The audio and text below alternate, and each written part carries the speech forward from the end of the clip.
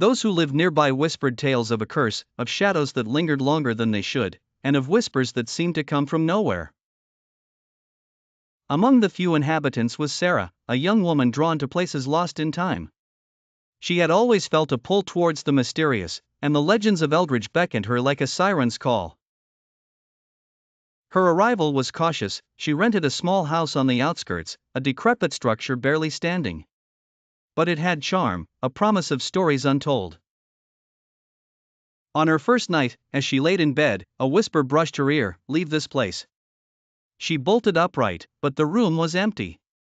The wind howled outside, but no branches touched her window.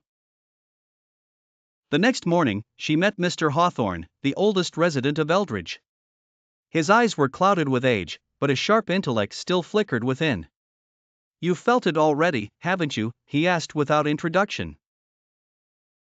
Sarah nodded slowly. "The town's been waiting for someone like you," he continued. "Someone who listens." Over the next few days, Sarah delved deeper into Eldridge's past. She roamed its streets, explored the silent shops, and spent hours in the dusty library. The old books told of a prosperous town cursed by a witch's dying breath. She had been wronged, and her spirit vowed vengeance, trapping the townsfolk's souls in a perpetual state of unrest.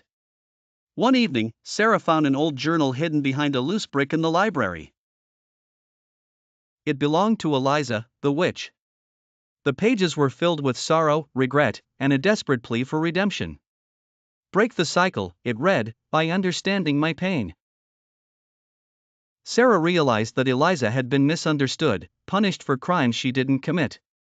That night, as fog enveloped the town, Sarah walked to the old oak tree where Eliza was said to have been executed.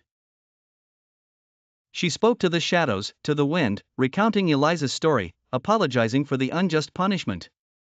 As the clock struck midnight, a cold breeze swept through Eldridge. The whispers faded, the shadows receded, and an eerie silence took over.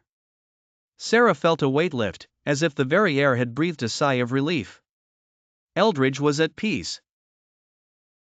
But as she turned to leave, she felt a cold hand on her shoulder and a whisper in her ear, "Thank you, but some secrets never die."